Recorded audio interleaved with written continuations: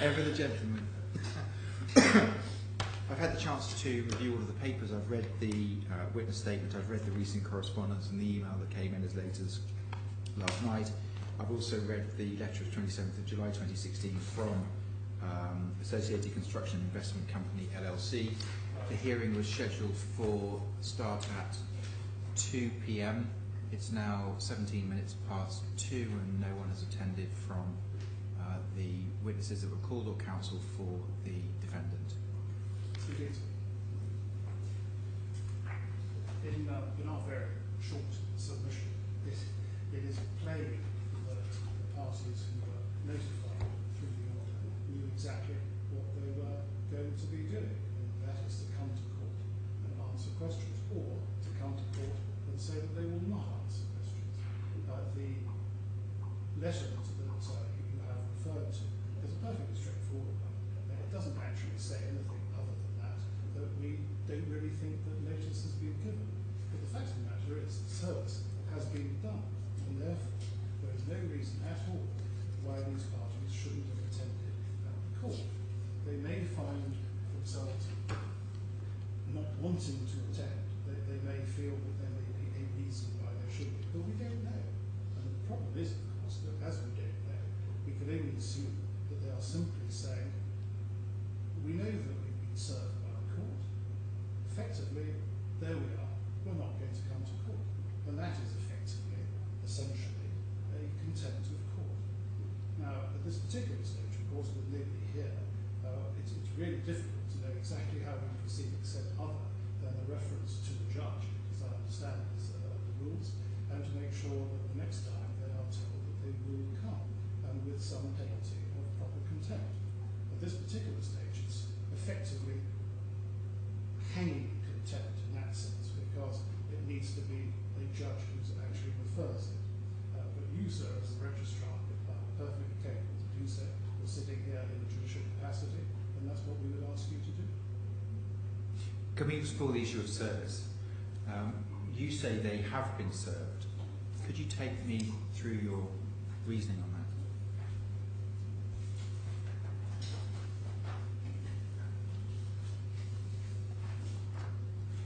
The Part 9 rules for service are relatively straightforward. They are, to some extent, of course, truncated, and no worse for that from the White Book, which I can see you have several volumes, just in case. But the fact of the matter is, we didn't serve primarily on electronic means, so we're not looking at on that particular point, although there was an element of that. We say that the party on whose behalf the document is to be served shall serve the document, etc., etc. Where the court is to serve that doesn't really matter. Personal service. Document to be served may be served personally, except as provided in rules 9.9 and 9.10. Neither 9.9 and 9.10 prevent that. Personal service is effectively factual service. But what has happened here in this situation is that somebody has gone into the office, has gone in there, he freely accepted, has gone to find somebody to give the documents to.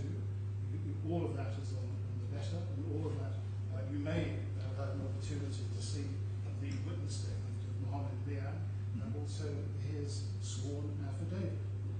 Nothing there indicates that there has been other than service. And it's perfectly straightforward. Well, Rule 9.19, I think, is your challenge, isn't it? 9.19, I think, is the more challenging rule for you. It is, yes. I accept that that may be the case. No legal representative is acting for the party to serve, and the party is not given an address of service. The service, of course, is the documents that were served on Ascot House, the building by next door, has always been the address of ETA and all of the conglomerates. So there's no surprise in that. It's not as if we served something which was just on the environs of Sharjah or anything like that. It's perfectly straightforward. And it is exactly where you would have found the people who would have received the documents. And they were there, and they did receive the documents. So from that point of view, that there's no practical risk. On this particular situation, of course, I say that the situation is quite different because we have served on those individuals for the purposes of them coming to court to answer in relation to a company that is now insolvent, ETA, in circumstances where there has been no relationship at all between any lawyers on the other side. And this is a personal, if you like, matter, personal service to those people. And we have found those people only by diligent, very hard work. Because what is curious, and I don't want to put it in too much of a melodramatic way, but what is very curious is that over a period of weeks and months, the general manager changes, curiously. Danny Barudi becomes general manager. The departmental internal matters seem to be very odd in the sense that there's Mr. Cameron who's involved, but we don't know how. He doesn't actually come up with anything else before. We haven't seen him in relationship to anything that supports or denies anything that we're doing.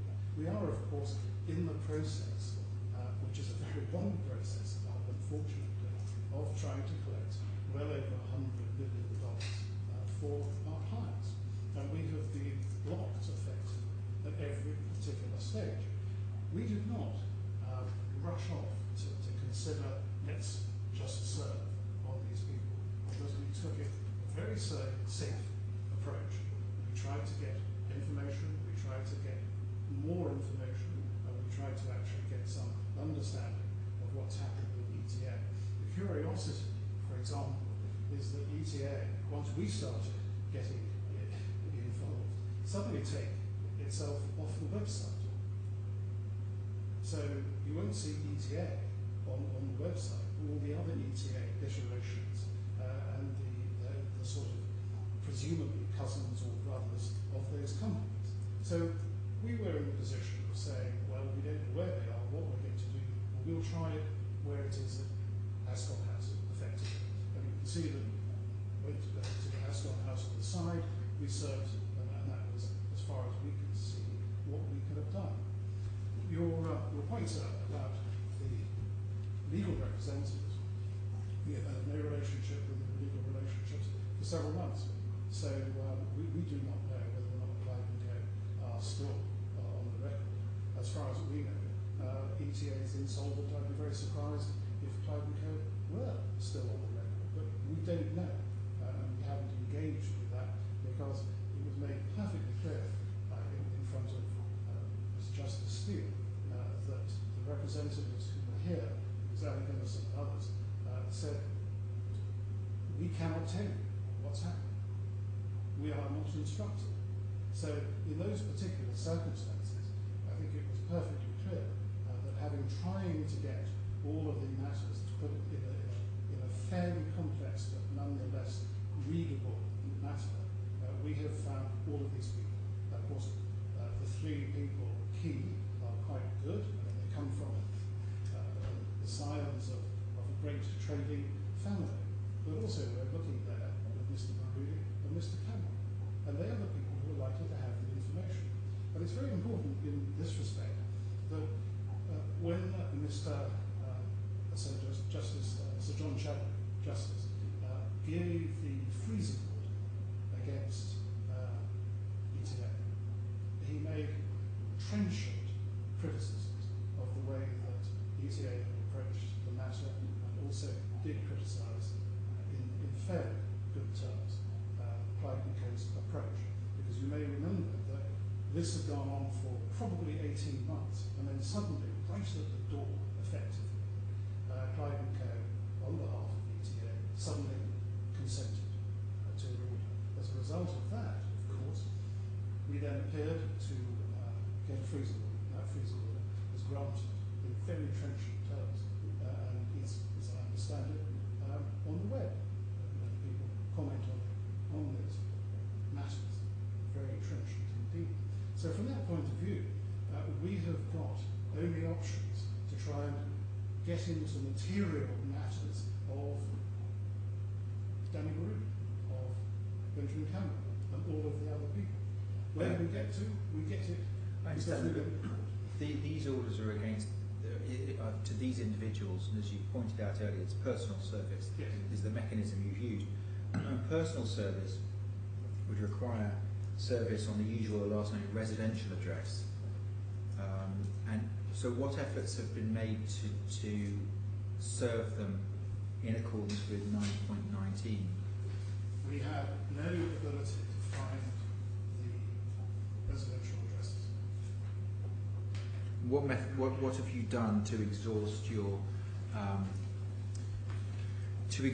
the opportunity to serve them at their last or known residential address? We have done the normal, I suppose normal in any event, searches on the web. We have gone through documents which I have to say are privileged in relation to where certainly Mr. Camwell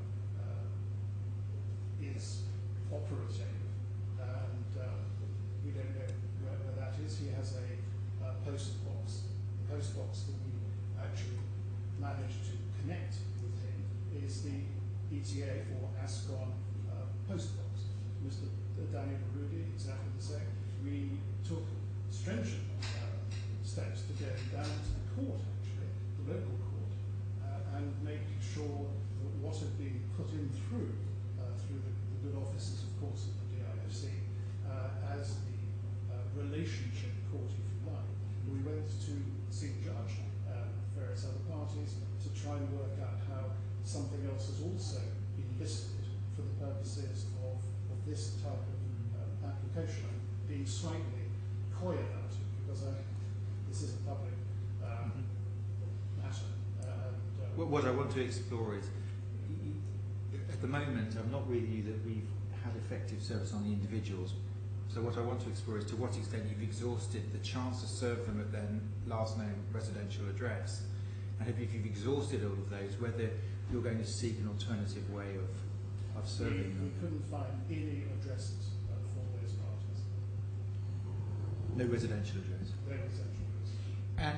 And I just want to pick up on a point you made earlier. You say they were on service at the ETA offices or the ASCON offices. You say they were there, they did receive the documents. Well, not necessarily they were there, but yes, people were there who had the right to receive documents. And in fact, that is set out by Mohammed Mia's witness statement. Yes. The affidavit.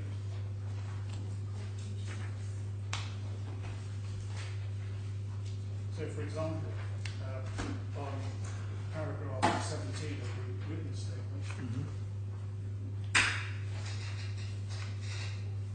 one of our paralegals goes to Ascot House to deliver the bundle of DIS court orders to Daniel Rudy. That was the address on that point. He goes to the house, approaches the security guard, trying to say that he was going to serve. The guard said that ETA was to make case of the next building, proceeded to make his way to ETA Star House. I understand that I haven't read it myself. What is the next building? Yeah. Upon arrival, greeted by I've read the witness statement. Yeah. And of course, there was a confirmation of receipt of documents. Yes. Which is ASCON's letter. Yes. Yeah. Yes, that we provided. Sorry, that we provided, yes. So that was tied Yeah. and signed. Yeah. And the witness statement confirms that, and ASCON's letter confirms that they got it and sending it back. Yes. There's no doubt it's gone to ASCON. I don't think that's in doubt. What I wanted to, with that comment about they did receive them, what you meant was they went to the offices where they could have received them if ASCON had passed them on to them. But we don't know that the documents were passed on to the individuals. In fact, if we take ASCON at their word, they've simply sent the envelope back. So it could be that the individuals that we're seeking to attend don't know they're meant to be here. It could be. It is possible. The danger with that, of course, is that somebody has actually responded. If I were put it in these terms, that if I were Danny Barudi, who may be a perfectly nice man, but the fact of the matter is that if he knows that there is a document that is there, and obviously perfectly language skilled in that particular point. We have no doubt at all that he can't speak English. Certainly Benjamin Camwell can, we know that. And so what does he do? He either says himself, look, I don't know what this is about, maybe it's about ETA. I mean, this is a far-fetched narrative, but the fact of the matter is, I will say that I'm not going to, or I don't want to go to Co, or I'm taking legal advice or anything like that. What we've actually got is just somebody saying, we don't like the service. And that's what it really comes down. So they know. It wasn't Mr. Berudi, though, that there's no evidence that the individual with the passports on their desk was Mr. Berudi, is there? Ascon say it was an office boy. I got the impression from the witness statement it may have been someone different, but it wasn't any of the individuals that you were trying to serve, was it? That's not the suggestion. Well, no, but let us put it the other way. Let's say that it were a residential address, then that would be a problem because it was given to the maid, to the driver, yes, or to the uncle, or just left there, or just left there. So really, the point is that the mischief, if you like, of only putting it in the sense of residential addresses would be that, and if you can't find the residential address, you will never be able to serve somebody in those circumstances. Unless you ask for alternative means. And I think that's where we're going is, yes. Normally what we find here is that when parties struggle with this, and we've had it before on Part 50s, because it's not easy to track down people's residential addresses, that normally they send in a witness statement to the court saying, look, these are the methods that we've employed to endeavour to find the residential address as you've just put on the record, and therefore may we have permission to serve by alternative means, by email or by putting a poster up. I think you might have been involved in the suggestion of putting a poster up on every single one of the JBR towers. So people would come back and ask us for an alternative method of service because they've exhausted all of their avenues of getting residential service, and then with that order they can then serve in a different way by email or by notification or whatever it might be. And I wonder if that's the direction that we're better to head in, given that none of us can say that the individuals concerned have received these documents, albeit that I understand that they were taken to ETA's offices and ASCON's offices, and that, as you say, perhaps the individuals may not have seen them, but sent them back. We don't know, and the fact we don't know is probably enough for us to say, let's give it another go. Let's find an alternative way of doing it where we can be more certain that the individuals will almost certainly receive it.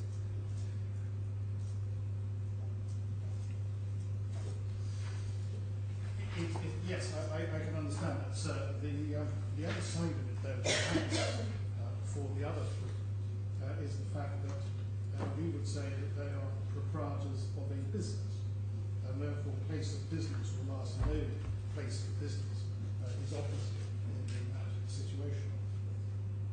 I don't think we're summoning them on that basis, though. We're summoning them in their individual capacity to come, and that's why the penal notice is up at the top of it.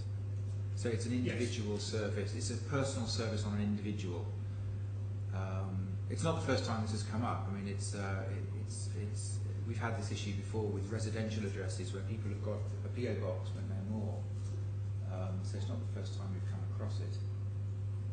No, indeed, I can understand that. Yeah.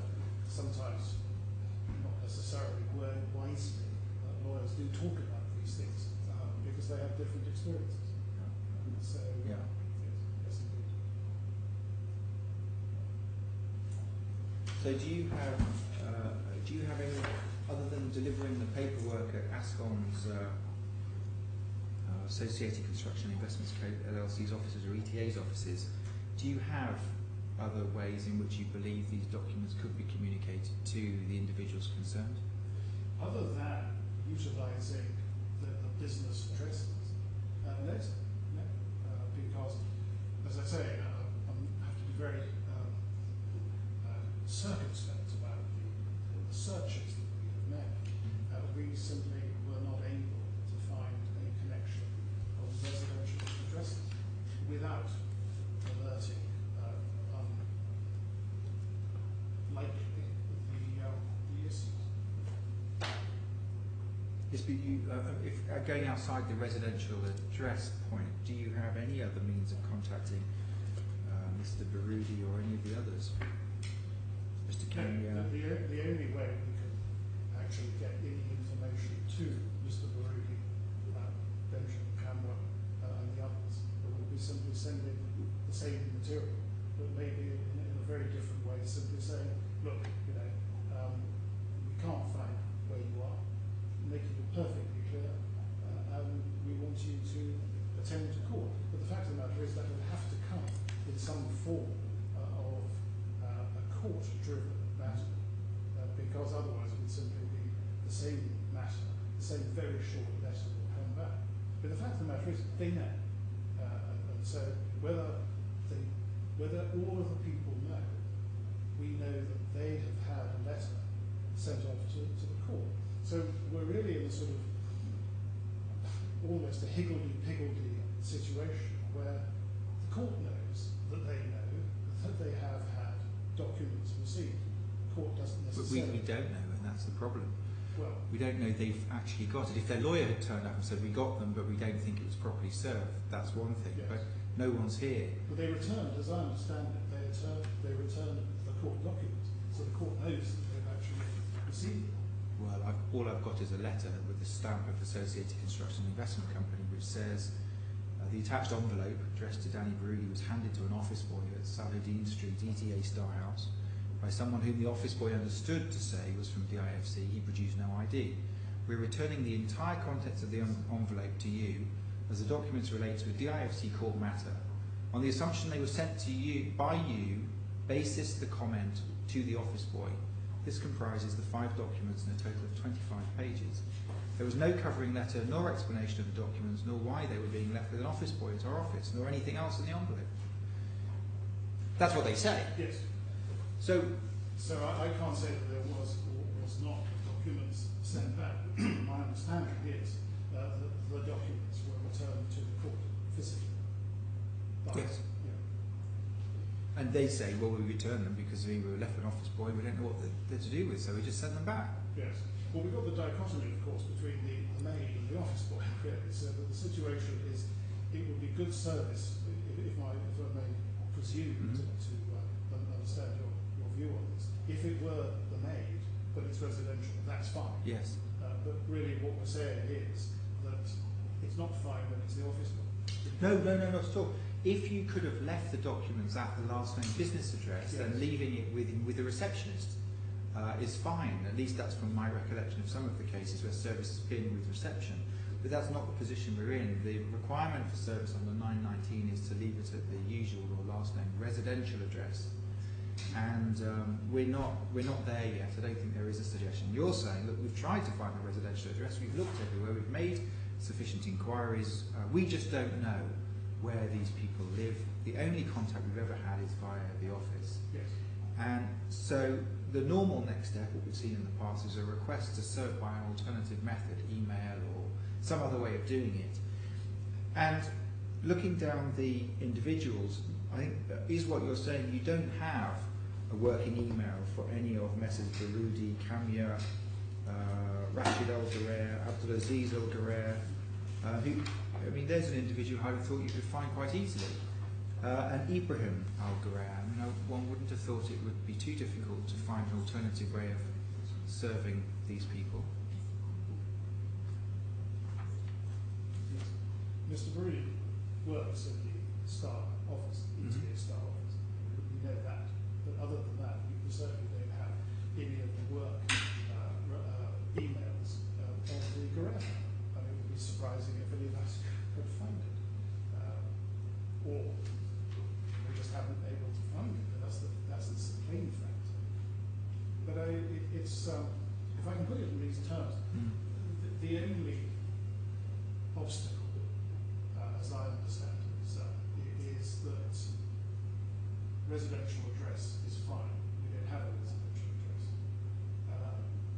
Next stage, seek a residential address, can't find it, come to court and say the consequences of the last name address or public service or something like that. But it is